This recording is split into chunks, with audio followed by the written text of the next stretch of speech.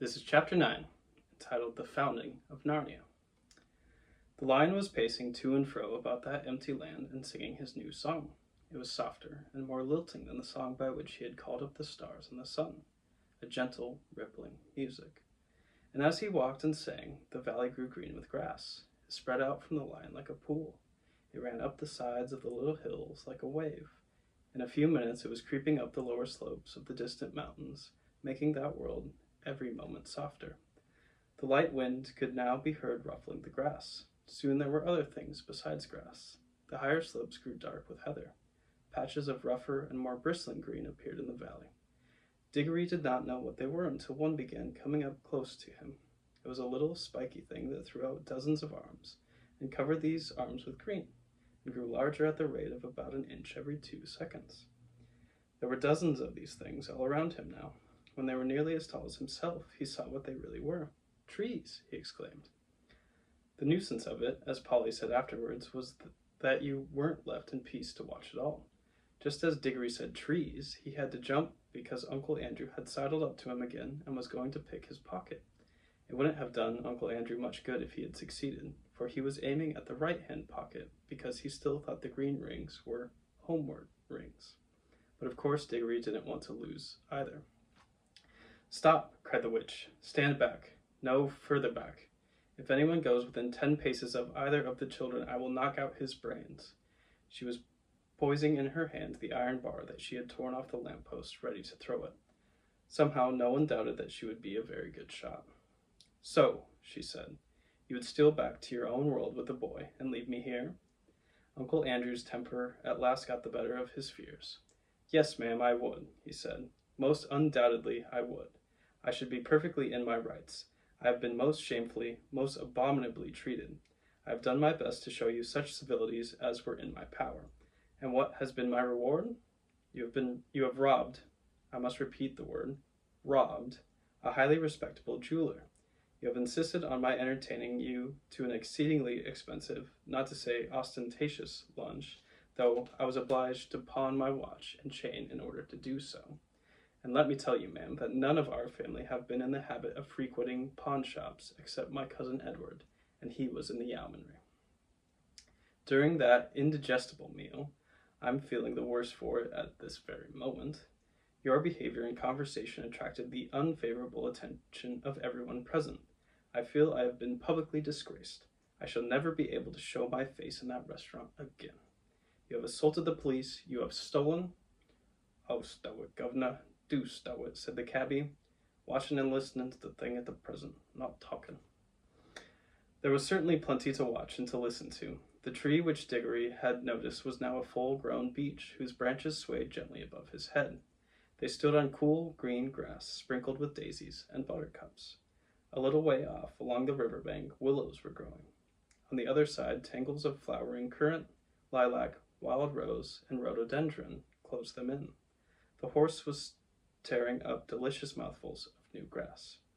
All this time the lion's song and his stately prowl, to and fro, backwards and forwards, was going on. What was rather alarming was that at each turn he came a little nearer. Polly was finding the song more and more interesting because she thought she was beginning to see the connection between the music and the things that were happening. When a line of dark firs sprang up on a ridge about 100 yards away, she felt that they were connected with a series of deep, prolonged notes, which the lion had sung a second before. And when he burst into a rapid series of lighter notes, she was not surprised to see primroses suddenly appearing in every direction. Thus, with an unspeakable thrill, she felt quite certain that all the things were coming, as she said, out of the lion's head. When you listened to his song, you heard the things he was making up. When you looked round you, you saw them. This was so exciting that she had no time to be afraid. But Diggory and the cabby could not help feeling a bit nervous as each turn of the lion's walk brought him nearer. As for Uncle Andrew, his teeth were chattering, but his knees were shaking so that he could not run away. Suddenly the witch stepped boldly out towards the lion. It was coming on, always singing, with a slow, heavy pace. It was only 12 yards away. She raised her arm and flung the iron bar straight at its head. Nobody, least of all Jadis, could have missed at that range. The bar struck the lion fair between the eyes. It glanced off and fell with a thud in the grass. The lion came on. Its walk was neither slower nor faster than before. You could not tell whether it even knew it had been hit. Though its soft pads made no noise, you could feel the earth shake beneath their weight. The witch shrieked and ran. In a few moments she was out of sight among the trees. Uncle Andrew turned to do likewise, tripped over a root, and fell flat on his face in a little brook that ran down to join the river. The children could not move. They were not even quite sure that they wanted to. The lion paid no attention to them. Its huge red mouth was open, but open in song, not in a snarl. It passed by them so close that they could have touched its mane. They were terribly afraid it would turn and look at them, yet in some queer way they wished it would. But for all the notice it took of them, they might just as well have been invisible and unsmellable. When it had passed them and gone a few paces further, it turned, passed them again, and continued its march eastward. Uncle Andrew, coughing and spluttering, picked himself up.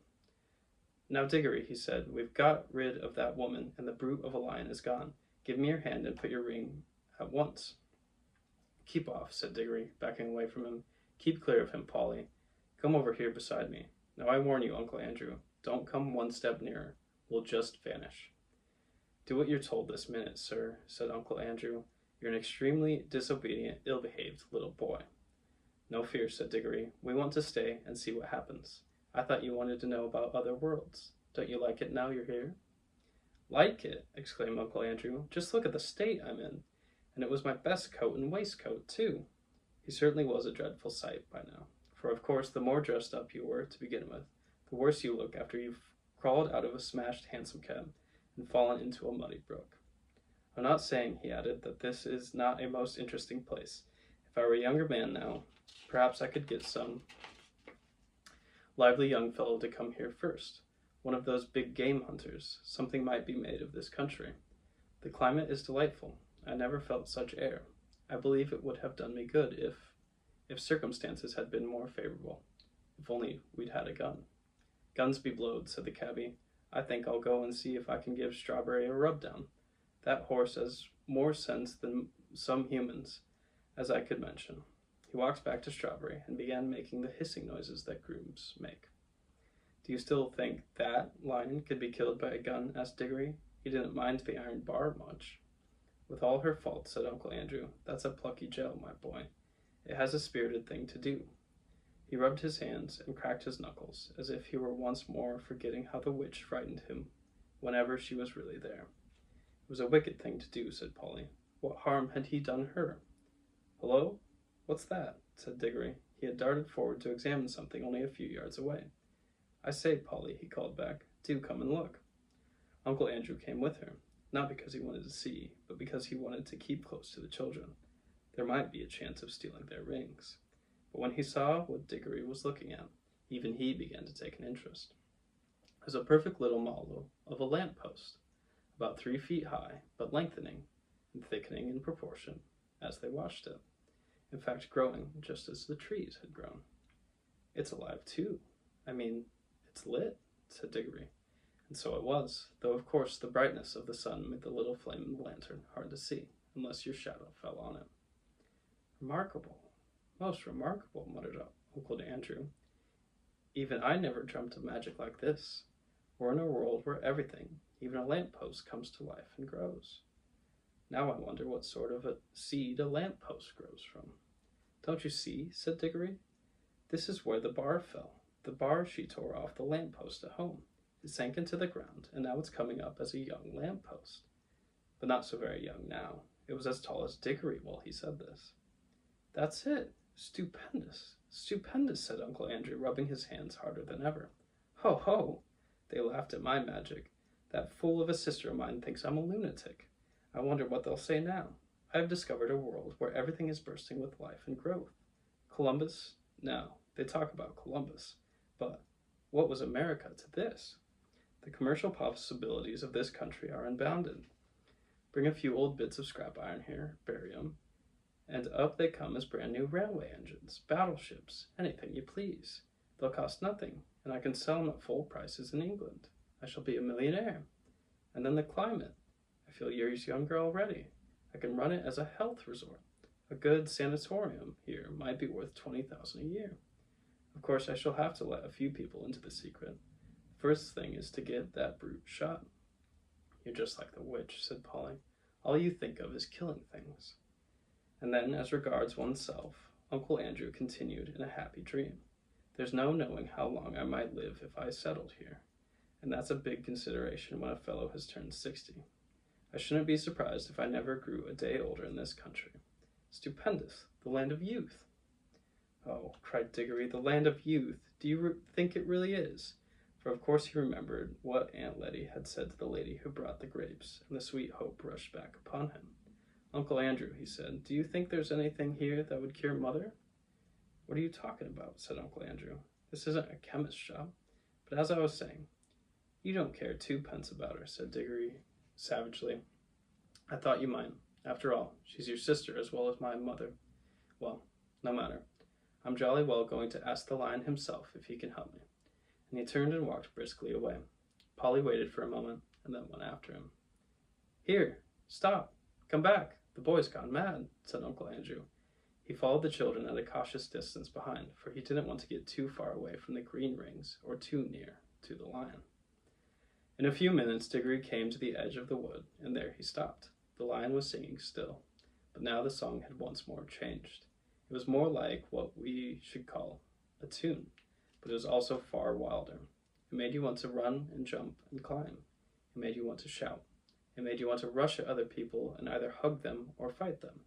It made Diggory hot and red in the face. It had some effect on Uncle Andrew, for Diggory could hear him saying, "A spirited gel, sir. It's a pity about her temper, but dem fine woman all the same, dem fine woman." But what the song did to the two humans was nothing compared with what it was doing to the country. Can you imagine a stretch of grassy land, bubbling like water in a pot? For that is really the best description of what was happening. In all the directions it was swelling into lumps.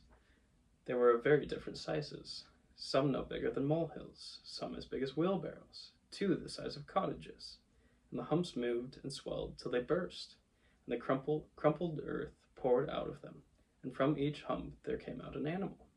The moles came out just as you might see a mole come out in England. The dogs came out, barking the moment their heads were free, and struggling as you've seen them do when they are getting through a narrow hole in a hedge. The stags were the queerest to watch, for of course the antlers came up a long time before the rest of them, so at first Diggory thought they were trees. The frogs, who all came up near the river, went straight into it with a plop plop and a loud croaking.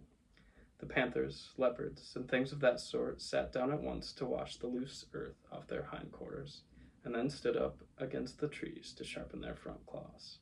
Showers of birds came out of the trees. Butterflies fluttered. Bees got to work on the flowers as if they hadn't a second to lose.